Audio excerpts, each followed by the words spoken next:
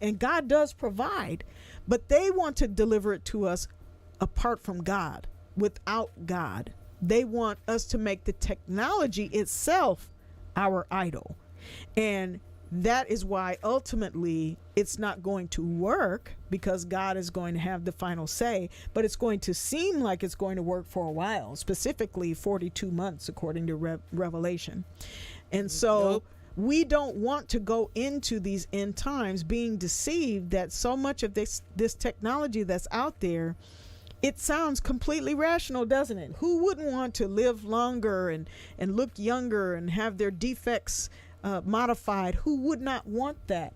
But the reality is even in our imperfect state, in an imperfect world, God gets perfect glory, even in our imperfections. As a matter of fact, Paul said, when I'm weak, then he is strong. He says he doesn't glory in his strengths, but he glories in his weaknesses, because that's when God is made manifest the most.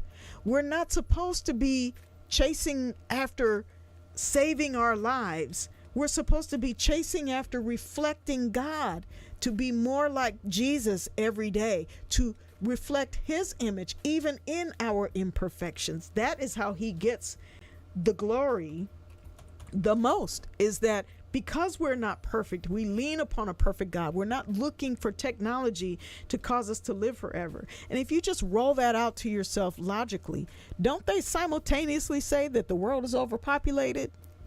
So doesn't it seem kind of backward that they would also tell you, but yeah, you can live longer. You could live forever. No, what their end game really is to say, well, kill your physical body, but we'll upload your consciousness to the cloud, and then you'll live forever. Your digital twin of yourself will live forever. And then that way they can get rid of the actual dumb people who are dumb enough to actually give up their life to be uploaded to the cloud, so that whatever resources are left over, they can use them for themselves. It's no accident they're creating millions upon millions of robots that can house AI. Because that'll be one of the things is they'll say, see, we can put your consciousness right in this robot body. And then, when that body wears out, we'll just swap that one out for another one. And then you can just basically live forever. All the while, they're depopulating us, because if they claim that we're overpopulated, the last thing they would want to do is have you live for longer. It sounds so fantastical. It sounds so fantastical. But it's real. It's true. So here's Luke 17:33, just to go along with what it is that we're talking about. We're actually kind of getting close to the end here. I'm going to put this up on the screen for those of you watching video. He says, whosoever shall seek to save his life will lose it. Shall lose it. This is Luke 17:33. And whosoever shall lose his life shall preserve it. Mm-hmm. And he's talking about the end times. And I can kind of back up here up to verse 26 and run through this just a little bit here. He says he's talking about when he's going to return, when the day of the Lord is going to happen, when he is going to completely destroy all of Satan and the Nephilim and the fallen angels and everyone that wants to go along with that program. He's going to destroy all of that. So he says here in Luke 17:26, and as it was in the days of Noah, so shall it be also in the days of the Son of Man. He's talking about when he plans to return. He is the Son of Man. Well, what was going on in the days of Noah? Well, fallen angels were using technology to modify humans to give them what was called in Genesis 6. They were called mighty men. They were called superhumans. They were called X-Men. They were called modified men. I'm sure they have many different titles, because we see them in all of our legends: Greek mythology, Roman mythology, Egyptian mythology, Norse mythology, all of those pardon me, demigods and idols that we see in all those ancient texts. Those were genetically modified by fallen angels to create something that did not come from God. Pardon me. So when he's talking about this, he says, as it was in the days of Noah, like same thing that was going on back then is the same thing that's going to be happening right before I return. So we see all this technology progressing and promising all of these miracles and life extension. But in order to do it, it has to modify something about who we are, whether it's a brain chip, And an why would- implant, why would a it med do that? bed, a mRNA technology, any Yeah. of those things. That's why. Why would they do that? Why would they want to do that? Because Satan wants to create humanity in his image as a way of revenge against God creating all of us And in I know God's people image. say, "Oh, Satan is the god of this world," but if you look at the word God, it's a small g. It's not a big G. Think about it. He didn't create this world. So it He says, didn't create this world. So why would you? Because there are a lot of people that really do believe that. Mm-hmm. If you look up the word, he is the God of this world, it says small g. I can't get with anybody that's a small g. he's wanting to mimic and duplicate and falsify everything that the Most High has done. Which is why he's trying to get in your system, which is why he's trying to get in your body, which is why they got stuff flying over us and dropping things down. Think about it. Because they want to change your DNA. That's what they want to do. They want to change how unique you are to be like them. So it says, as it was in the days of Noah, so shall it be also in the days of the Son of Man. They did eat, they drank, they married wives, they were given in marriage until the day that Noah entered into the ark and the flood came and destroyed them all. Mm-hmm. Now, that doesn't just mean that they were eating food and drinking whatever liquids they were drinking and getting married. This is not talking only about that life was as normal. What this is talking about is that they were, when it says marrying and giving in marriage, this was the technology that the fallen angels were infusing with human women in order to create these technologically advanced hybrids. And so when they're eating and drinking, they're taking whatever genetically modified foods, liquids, or things from the environment in order to mix those things together. It's talking about way more than just eating food we all eat and drink food and we get married. But that's normal. But in the days of Noah, the things they were doing were all designed to create these technological abominations, these genetic technological abominations is what they were doing. They're doing that right now, Jackie. And so it says, likewise also as it was in the days of Lot, they did eat, they drank, they bought, they sold, they planted, they builded. But the same day that Lot went out of Sodom, we're talking about Sodom and Gomorrah, you guys have heard of that, it rained fire and brimstone from heaven and destroyed them all. Now we know from the story of Sodom and Gomorrah that a lot more was going, everybody thinks, it's because they were gay. It was the other cities that were around them as well, Jackie. Right. They were not the only one, just so you know. We're always taught that, God destroyed Sodom and Gomorrah for homosexuality. That is not why God destroyed Sodom and Gomorrah. Now, they were wicked. They were doing all kind of things, including homosexuality. But the real reason God destroyed Sodom and Gomorrah was because they were wanting to take the divine essence of the angels that visited the town. They would take them and they would try to mate with them, both the men and the women, so that they could receive the essence of the angels. This was the practice that they were doing, which is why when the two angels showed up to the house, at Lot's house, he was like, you guys need to hurry up and get in here, because if these people in the town find out that you're here, they are going to want to try to take your divine essence in order to create these hybrids. Now notice. Now let me tell you about these lookout folks. How in the world did they know that they went in that home, Jackie? Well, how did they know they were angels? Yeah. How? But we can get it. Maybe we'll get into that. Maybe we'll get into that next week. I don't know. But think about it.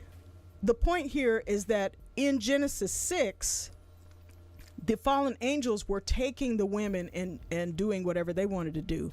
But in Sodom and Gomorrah's case, the people it was the other way around. The people wanted to get the stuff from the angels. Do you see what is going on here? This is why God destroyed in Noah's flood, because the angels were taking the essence from the humans to create hybrids. And in the case of Sodom and Gomorrah and the surrounding cities, the humans were wanting to take the essence from the fallen angels and create hybrids and get supernatural strength and abilities and all that other stuff. So we're probably honestly more like in the days of Lot, because we're the ones that have built CERN that is trying to smash particles and open portals to the into the spiritual realm. We're the ones creating the AI that is infused literally with fallen angels at its command. We are the ones creating med beds and Neuralinks and technologies to try to fuse ourselves with spiritual supernaturalness without God at the source.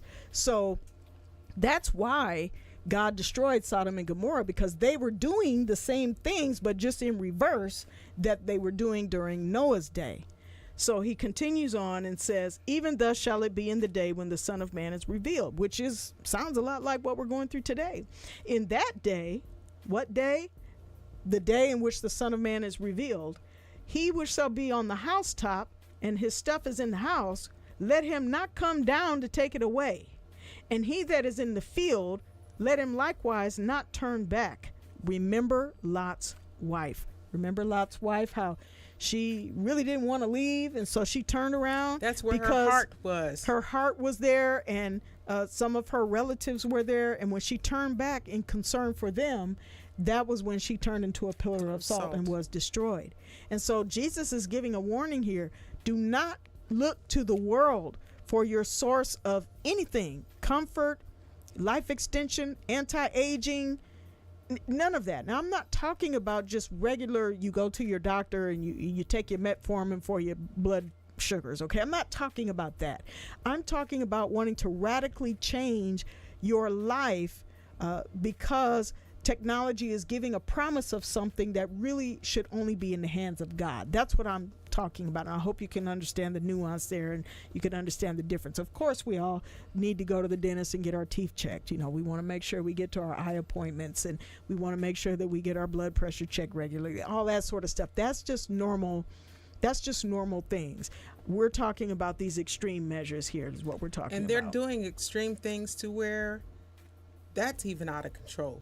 There are people who literally are doing the very best they can, and even that's out of control because they're doing their best to wind things up the way that they want to go, to be the controlling powers over everybody. Right.